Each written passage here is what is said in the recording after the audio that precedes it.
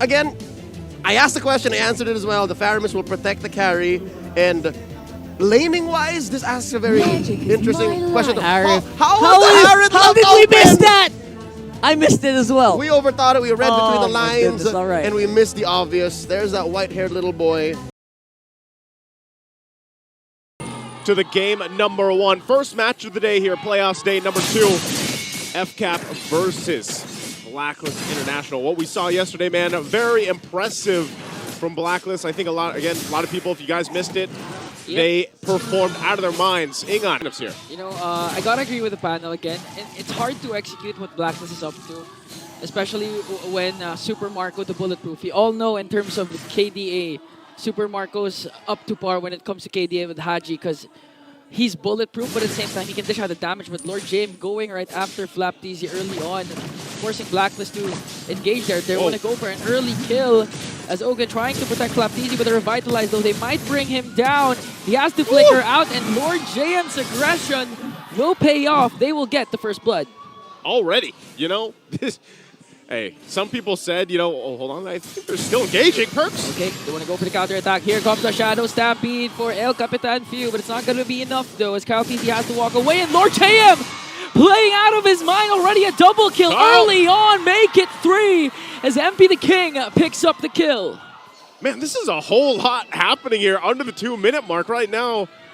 I mean, we're talking about a good respective lead. Early game leading into that first objective in just a bit here.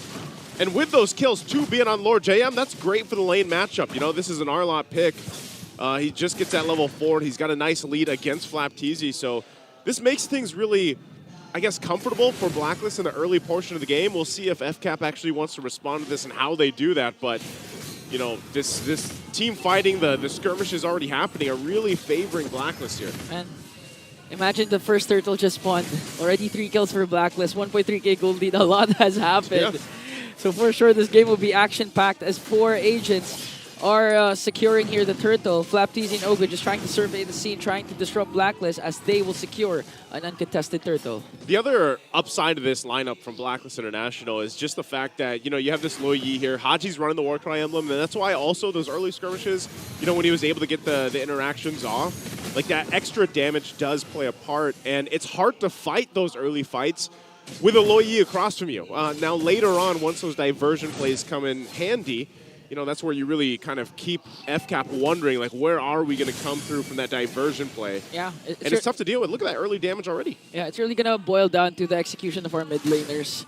Haji and Few, they have at least the most important ultimates for their respective teams. Few with the Netherrealm, Haji with the diversion. And we've seen, oh, wait a minute, okay, they want to go for more Blacklist, forcing Ogwid to cast that AOG. And going back to my point, remember the time when Haji and MP the King paired up the Lo Yi with a Hayabusa, and they were just going crazy with the macro. That's when Blacklist International's momentum started.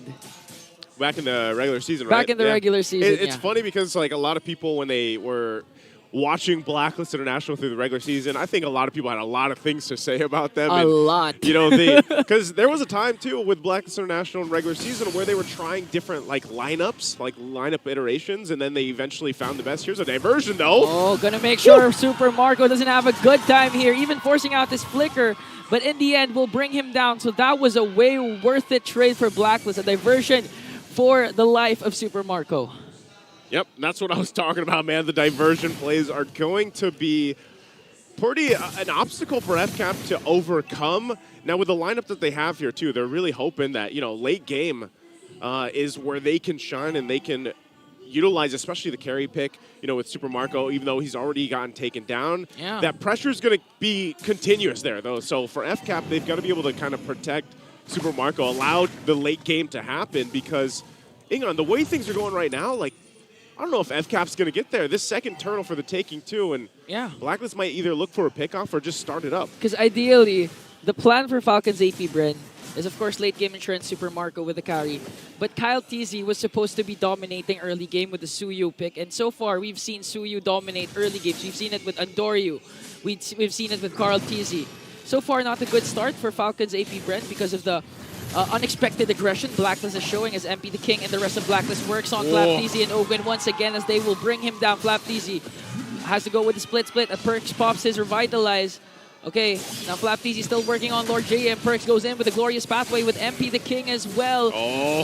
Flapteezy quite tanky, but will he be able to sustain it? Here comes the Nether Realm, but they're just gonna break it right away, bringing down 2. MP is still alive. Few is the next target, and look at Lord JM. 5-0-2. Man, it sucks that the Alamat Awards just ended because this guy, one of the most improved players for the playoffs. Yeah, that's a good point because a lot of people are talking smack on Lord JM A lot. through the regular season. But man, we're going to look at the replay here. He's trying to make a play in mid. I don't think that's going to result into much. But looking at this replay brought to us by Infinix, this was great. Final slash, able to find multiple members after the Nether Realm was even used. And then they go in, continue collapse in. So just a huge lead right now for Blacklist.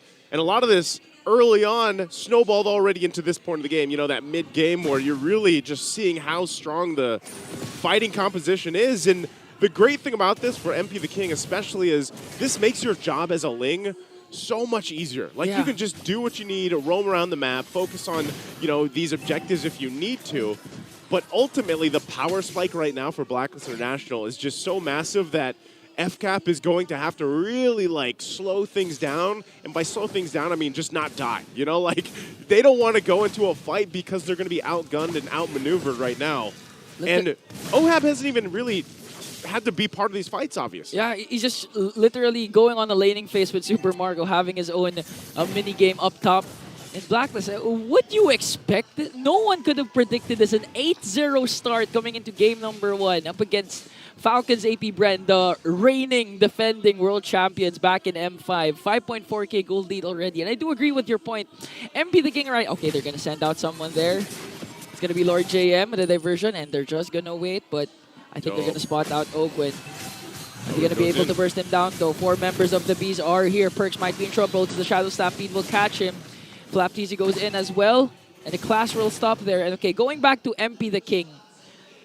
He's having such a good time because during the regular season, we would always see MP the King struggling because enemies would tend to invade his purple buff. But this time, 3-0-3 start.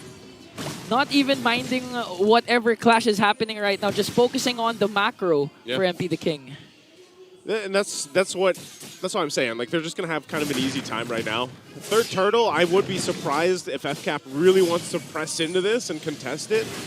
It looks like, you know, they're kind of getting angled for this.